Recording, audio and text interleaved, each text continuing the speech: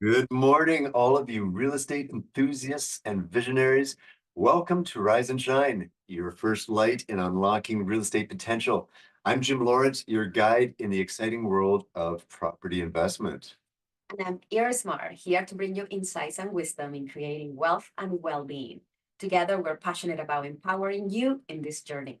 Every episode, we're diving into the core of real estate investing from residential wonders to commercial ventures, sharing essential tips, and we're celebrating inspiring success stories. Join us as we connect with top notch experts uncovering innovating strategies and explore the mindset needed to flourish in this dynamic field. So, whether you're a seasoned investor or you're just starting, grab a coffee and let's start the day with new ideas, in depth discussions, and a community that grows together. So, welcome to Rise and Shine. Amazing. And today we have a special guest, Seth Ferguson. Seth has established himself as a notable figure in the real estate investing community. He is currently the Chief Operating Officer at CPI Capital, where his responsibilities include overseeing operational strategies, efficiencies, and performance measurements, as well managing the day-to-day operations of the company. Furthermore, Seth plays an integral role in acquisition and asset management in the company as an executive. And Irismar, he's the founder of the MultiFamily Conference, which is a prominent international event, and it's featured the key speakers, Kevin O'Leary, Grant Cardone. Alex Rodriguez. Wow.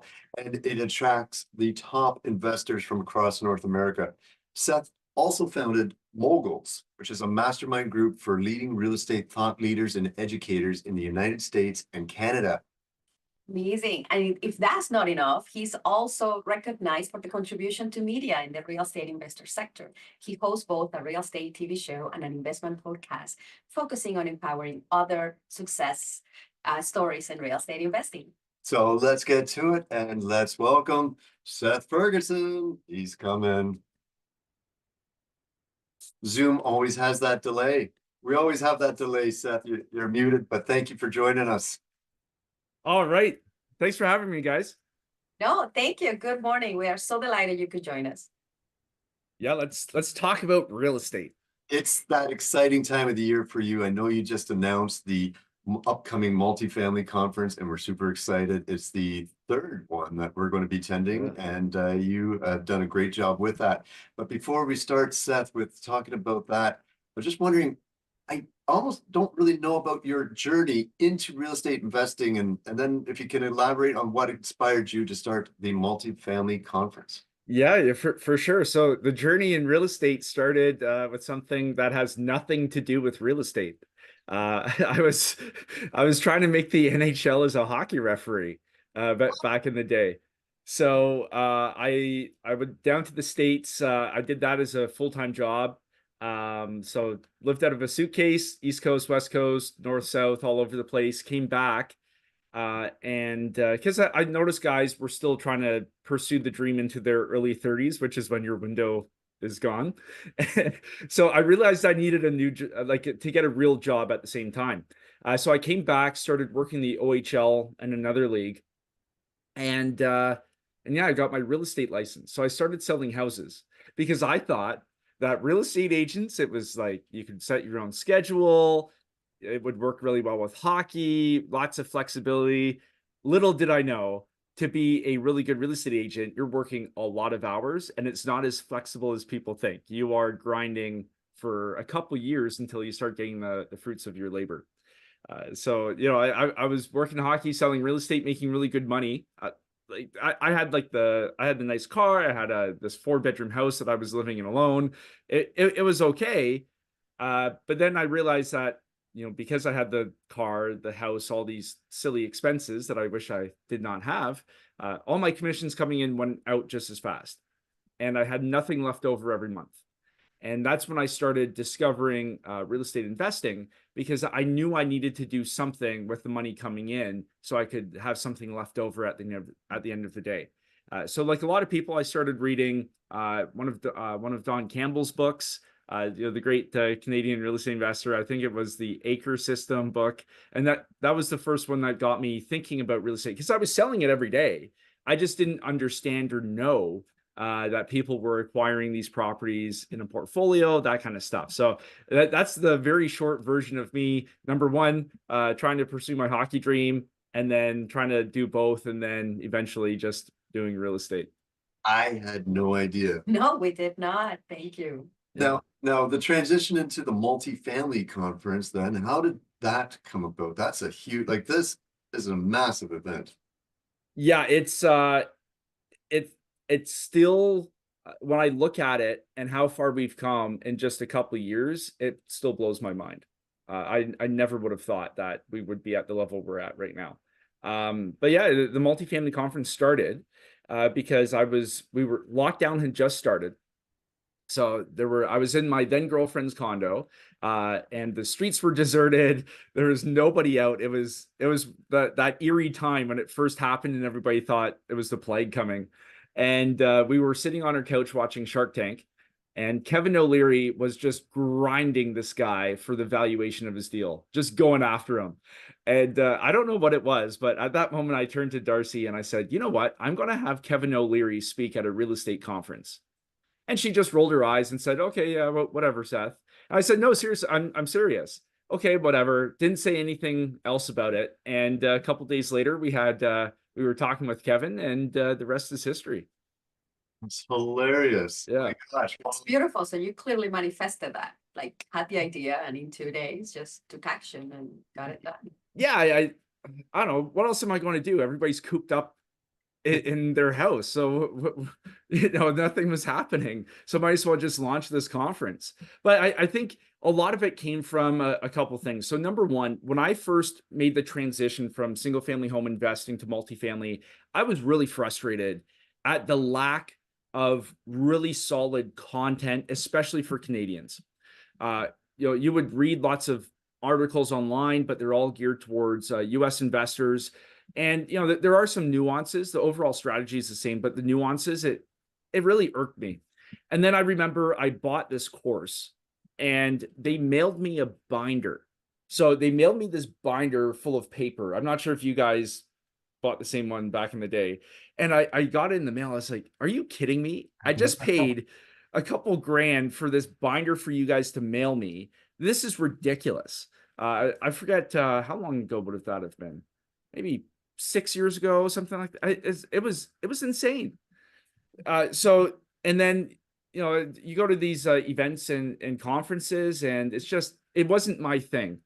So I think all those things were percolating in the back of my head, and for whatever reason, maybe I was just angry at the world with the lockdowns. I just decided to do something crazy, and yeah, we just started from there. Well, I love it because the multifamily, the energy and the excitement in that conference center is unlike anything that we've ever seen in one of those types of settings. Usually you have the booths and all that sort of stuff, and it's really great what you've accomplished there. Yeah, it certainly is. And as Jim said, right, the energy is really overpowering when you're there and you get super excited. But what can you share that are some of the key strategies that you feel that actually are essential to the success in the multifamily? For multifamily investing specifically? Specifically, yes. Yeah, so in terms of overall strategies, I think understanding true value add and what that encompasses is huge. And for somebody listening who doesn't know, a value add play is where you acquired an underperforming asset, and you use two value levers to increase the value of the asset, either physical renovations or operational efficiencies. So physical renovations, that's renovations. You can add amenities, so build a gym there, add a business center, remove the playground, add whatever it is. On the operational efficiency side, you can hire new staff, you can do new marketing, you can raise the rents, you can build back utilities, you can add water efficiency. Like, the list goes on and on and on with the operation side. So you're playing these two levers and pulling them to drive the gross rent. So you're trying to improve how much rent the property earns every single month. And because of the way commercial assets are valued, that's going to increase the NOI and eventually the value of the asset. So understanding how the value add strategy actually works, I think, is one of the foundational elements of understanding apartment building investing. Because as soon as you figure that game plan out in those plays, you can basically print money in your deals. That's awesome. That's awesome. Now, a lot of people are entering real estate investing, especially over the past few years. Uh, Now, what are some of the biggest challenges that you faced in your real estate career in terms of investing, and how did you overcome them? Yeah, there's so many. How do I pick one? Course. It's like everybody else. I think first of all, understanding partnerships is really, really important. I made a big mistake in terms of a previous partnership, and that cost a lot of money and caused so much grief. So when you're entering in partnerships, it's really important to make sure everything's written down on paper, so it's clear. And in the worst case scenario, the 1% chance it ends up in litigation, you have a contract on paper. My mistake was acquiring property with somebody without having that. And then when things go off the rails, if money starts going missing, that kind of thing, you have nothing to back yourself up with. So whenever you're looking at getting into the real estate bed with somebody, you always want to make sure you consult a lawyer. It's the best $500 you'll ever spend. Have them prepare an agreement. And a lot of people get worried that, hey, if I bring up all these worst case scenarios with my future partner, it will spook them. Quite the opposite. When you have these hard discussions up front, you want to front load your surprises. When you do it before you even get into the deal, everybody feels heard because everybody has a chance of expressing their feelings, and you have a much better idea of what your partner's expectations are. And it just makes things run so much smoother. So now that's my number one piece of advice when getting into partnerships. Have the tough conversations up front. What happens if we need a cash call? What happens if one of us stops performing and it jeopardizes the investment? Have all these hard discussions, get it on paper, and then, because what happens 5 years down the road, let's say memories are short, people may legitimately misremember something. So it's nothing malicious. Right. It's just, time clouds our memories. So you can refer to the piece of paper. It's like, oh crap, sorry, I totally forgot that we agreed to do this. I thought it was this. Problem solved, crisis averted. Yeah, I hope everybody watching rewind that part there and write those down. Those are super important. And also, just want to point out too, for all of you watching, that if it's your partner that had the agreement drawn up by a lawyer, make sure you have your own independent legal representation reviewing that on your behalf, protecting you. That's super important. 100%. I think we tend to forget, even as new investors, that we're building great relationships, we're making those great connections, Seth. And then, as you said it, you make that mistake of not putting everything in paper. And we are in this real estate investing world as investors, but in business. So we can't forget that. We have a duty to ourselves to really go through that due diligence. Even if I know you very well, Seth, you would expect me to have that consultation to figure out that contract and have that reviewed. So no, thank you for sharing that. It's great to bring it forefront, because we tend to get caught up in all the excitement. But if I may ask, from a well-being standpoint, how did you balance that, call it that stress and that disappointment at that period? Because it cost you a lot of grief. So I'm not necessarily— And money. And money. Not sharing in that negativity, but how do you keep afloat? Because some people might have a challenge with that. Yeah, not going to lie, that was the hardest time of my life. Without question. So how did I handle it? Not very well, to be honest. I think I cried for 3 days because there was a whole bunch of personal stuff that happened at the same time. So essentially my life fell apart at the time. And I cried for 3 days. And the next thing I did was I started a real estate podcast. And so I started the podcast, and that was— everything's kind of been a stepping stone from there. So I went from the real estate podcast to starting on YouTube, to my cable TV show, to the conference, and nothing would have happened without the other one. So I think that the big thing, and it doesn't matter what type of crisis you're having in your life, you have to get the ball rolling somehow. And for me, it was taking action because I knew I wanted to be successful in real estate. I had the big setback. So I'm like, you know what? I just want to talk with other really successful investors, learn from them. I'll start the podcast. So that was it for me. Other people, it might be starting to go to the gym, but whatever it is, you need to get that momentum going in your life again and have clear visions and goals. So yeah, it's just, and I think everybody, especially entrepreneurs, you can be really hard on yourself. I'm certainly that type of person where I get really hard and down on myself when I have a setback. But having those things and having that clear action plan. Okay, I have to record 5 episodes this week. I have to hit the gym 3 times this week. I have to do whatever. Have 20 investor conversations this week. It kind of gets you out of your own head because you're focusing on that checklist and you can just check it off one by one. No, that's great. And thank you for mentioning, like, if you wanted to go to the gym, because for you, I can assume that is something that came naturally, having wanted to pursue being a referee in the NHL. So for Yeah. someone that actually does not have that discipline of perhaps incorporating exercising on their day-to-day, would you say that having that daily practice for you, that also push you to motivate more action towards the podcast? Oh man, this is such a deep question, even though it's kind of, we can go on so many different ways with this. I think on the physical health side of things, I think there's so many integrations with business and your life. Number one, having the dedication and just no matter what happens, you're hitting that workout because it's like life. So there's always setbacks in life. Same thing with the gym. Oh, okay, well, I tweaked my back today. Well, that doesn't stop me from doing legs, right? Or hey, my shoulder's kind of sore. Okay, well, I'll just crush it legs today. So don't let things get in the way. Same thing with starting a business or investing in real estate. And then when you're meeting with people, people judge you within the first half a second when they see you. So, and it's so true, whether we like it or not, it happens, right? So I know every time I meet with somebody, they judge me immediately. They look at how I dress, how I talk, my tone, if I'm scruffy, if I have my hair cut, and they also judge me by the way my body looks.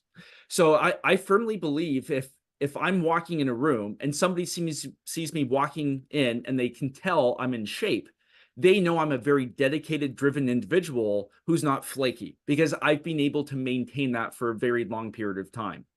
Uh, versus if I walk in and it looks like I've just eaten 20 bags of potato chips for the past 5 years, that communicates a different feeling to the person, whether it's fair or not, because I'm still the same person, but the immediate perception is what it is. And people have not changed for thousands of years.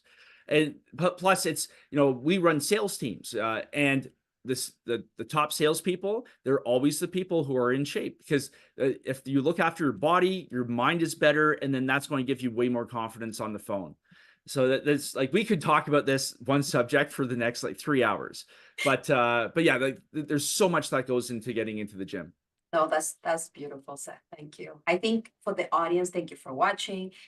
One thing that you can take away out of all of that is focus in what you can control. What you can control is your discipline, looking after yourself, and just taking care of your body, because that's how you're going to be able to do whatever you set to accomplish. Absolutely. Yeah, well, with real estate investing, control is everything. We can't control interest rates, we can't control government policy, but professional investors seek to control everything within their wheelhouse. So it's, when do you do the renovations? What kind of renovations? What tenants do you put in? What types of properties are you looking at? What markets are you investing in? Right. So it's the same thing. Like, you have to control what you can, and then kind of mitigate the risk of all the outside stuff that you have no handle on. So when you hear dress to impress, that does not just mean the outfit. That means the overall package that you're trying to present to investors and your clients. You want to have the tone, you want to have the body, you want to have the attire. Yeah, you want to have your best version of yourself, and that is what you see yourself as. I think in essence, that's what you're saying, because we can control people's perceptions. And even if we get judged or not, it doesn't matter. That is their choosing. That is not in our control. Yep. Yeah, 100%. Now, back to real estate investing there, Seth. In your opinion, what do you think are we're in beginning of January 2024 right now, what are your current trends in the real estate market and how do you think the investors should navigate to these changes? Well, I'm excited. I don't know about you guys, but I'm pretty excited. We're in the middle of putting a deal together right now. Really excited about that one. And I think we're going to start seeing, especially in the types of assets we're going after. So like our buy box is that 100 to 250 unit, Class B garden style type of building. And you look right now, there's a lot of operators where they acquired a property, they put short-term debt on it. That debt's coming due, and the valuations have changed on the asset. They can't get the financing now because interest rates have gone up. So they're stuck. It's either they have to inject a whole lot of cash into the property or they take their loss and they move on.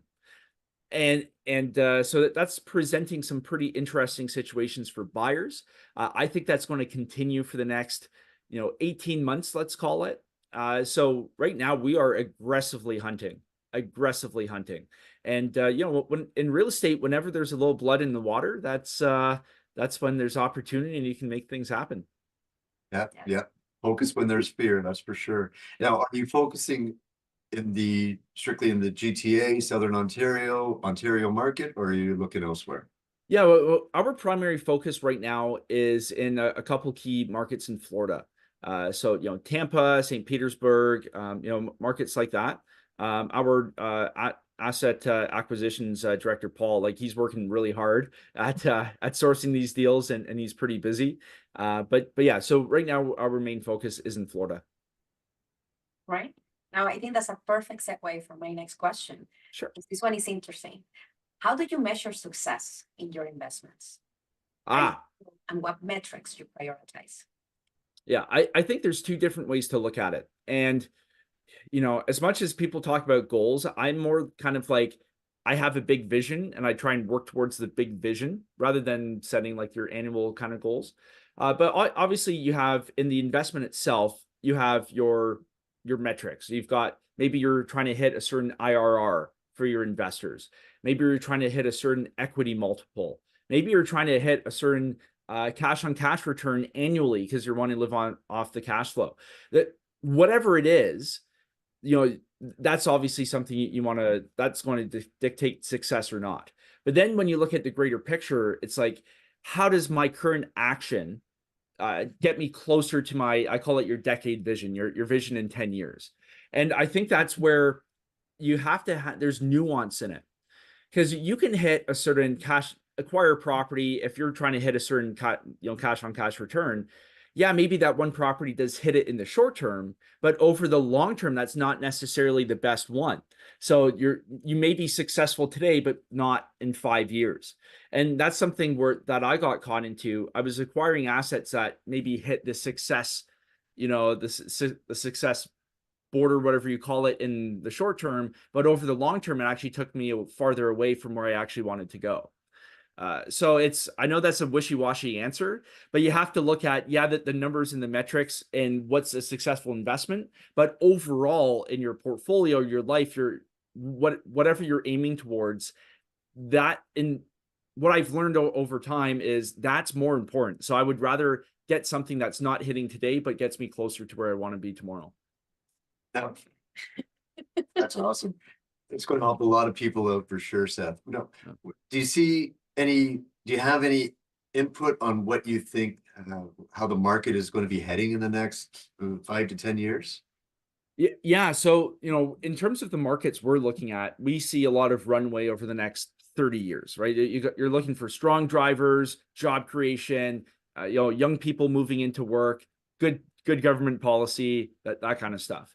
Over the next couple of years, I think there is a general consensus that we'll see a slight easing on interest rates, but we're not going to have free money again. That was then, and we're in a more traditional type of market. You look at the past 30, 40, 50 years of real estate, we've seen ups and downs, but right now we're business as usual. But long term, in terms of multifamily, huge demand. Populations are not shrinking. Big immigration numbers in both Canada and the USA. Strong demand for renting. Housing affordability is going through the roof. And North America, we're 300-400 years behind Europe in terms of the grand scheme of things. So in Europe, you have a huge nation of renters. North America, the same thing's happening. So long term, if we're looking at 10, 20, 30 years from now, more and more people will be renting real estate. So it behooves you to acquire real estate rentals, because that's where people are going to be living. Yeah, I understand in the American market, a lot of Canadian investors, we focus in Canada. There's a lot of eyes on the American market, and they're having a lot of the struggles in terms of tenants. I heard I think it was Texas, there was 8.5 tenants bidding for apartments. And Yeah. are you seeing a lot of that in Florida as well? Oh yeah, very strong in terms of demand. It's not just, people talk about the Canadian housing crisis or the GTA housing crisis or in Vancouver. It's North American wide. We have so many people moving here. Like, we're not making enough babies, but we're having a lot of people move in. And what do people do when they first move to a country? They rent. That's what, and right now we have lots of mobile young professionals. They're able to work remotely. They don't want to get tied down. So they're traveling around, they're living the laptop lifestyle because they can work from anywhere with Zoom. So everything's pushing towards rental real estate. So it's not just a Canadian issue, it's a North American issue. And one of the challenges we do have in Canada is it's the red tape and the number of hoops you have to jump through just to develop your piece of property is insane. And so I think government has had a lot to do with the current issue because of all of the regulation and constraints we have in place here in Canada. So, that's another topic for another day, but we really have to open up supply. And how do we make things more affordable? How do we introduce more competition? We let people build, and we have it make sense for people to build. In Ottawa, they've got this they have this penalty if you don't have so many affordable housing units in your development. You could either pay a fine, or everybody paid the fine. Nobody built the affordable housing. Everybody paid the fine because it doesn't make sense to do it. So in terms of government policy, yeah, sure, on paper it makes sense, but in practice, it makes absolutely no sense what's going on now. I think it goes to the saying that talk is cheap. It's really about taking sensible action, Yeah. government policy. What would be your number one advice that you would give to someone that is starting today in real estate? Oh, there's so many. Oh yeah, I would say don't overthink it. Like, you can read books forever. You can watch YouTube videos forever. I've got hundreds of them. You can go to conferences forever. But unless you actually decide and take an action and do something and acquire your first property, it doesn't matter. So, as much as you feel that you're not ready to do it, who cares? Just go out and do it, because you will learn so much more by actually doing something than reading a book or watching somebody talk about it. So I don't want to talk with somebody and have them come back 2 years later and just tell me, oh yeah, I'm still just getting started. I can't stand that. Just say you're going to do it and do it. Take action. I love it. I love it. Now, one of the things, since Irismar and I have joined the real estate investing community just about 4 years now, we realize personal development and well-being mindset is huge in this industry amongst all the successful people. What has your experience been in real estate investing, and how has it contributed to your personal growth? Yeah. So the truth with real estate investing is it makes you a better person, because every time you come up against a constraint in your real estate investing, every time, it's generally not anything to do with the real estate. It has to do with you. So it's like, oh, I'm struggling with raising money right now. Well, look inside yourself. Like, what is going on inside your mind? Like, what thought process do you have? What types of limitations do you have in your mind? It's you. It's not the real estate or the model. So real estate will constantly challenge. Every time I've had a challenge in my business, I've had to change something about me. And then I get through it. And now you're a much better person. I'm much more well-rounded. I'm more competent. I'm way different than I was, let's say, 5 years ago, because of all the challenges I've had to go through. So real estate, real estate is a personal development type of industry. And once you start, you will be such a better person down the road, just because it demands so much. Beautiful. Oh, I love it. It's a journey and a passion that we've been on as well, and Yeah. our mindset and our, as you hear often, being the best versions of ourselves. But it truly is a much better path to be on. And when you're entering your real estate investing journey and your adult life, I'm entering my adult life here, but Yeah. I'm in my mid-40s. But it's just a better environment. You attract better people. You attract people that are going to uplift you and help you and guide you and support you. So it truly is a great. Yeah. And I've been fortunate, with the conference and everything we do, to get to hang out with some pretty interesting people. And the thing that stands out with all of those people is they just think differently. That's it. They're not smarter than you. They're not more talented than you. Oftentimes it's the opposite. Like I've met so many incredibly genius level people who are not successful at real estate or in their business, but it has nothing to do with their IQ, where it's the way they think. So, when I get to meet people like, Grant, Alex, Kevin O'Leary, and everybody else coming in, and a bunch of other people that we get to talk to, they are on such a different level in terms of how they think. Their mind is different, not necessarily the nuts and bolts of their skills. Huh. Nice. Yeah.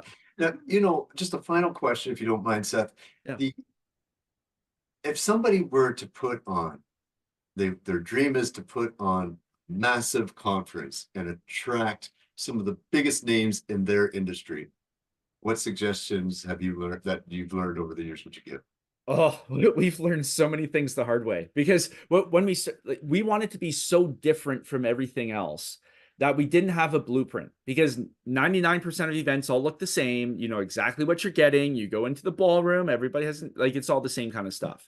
So we didn't really we created our own blueprint as we went, and that just means making more mistakes. But I would, the biggest thing, and we have a lot of events that come to us now for help because they've seen what we've been able to do. Almost everybody comes to us thinking they have a marketing problem, but it almost never is the marketing. It's the actual event itself. It's like anything.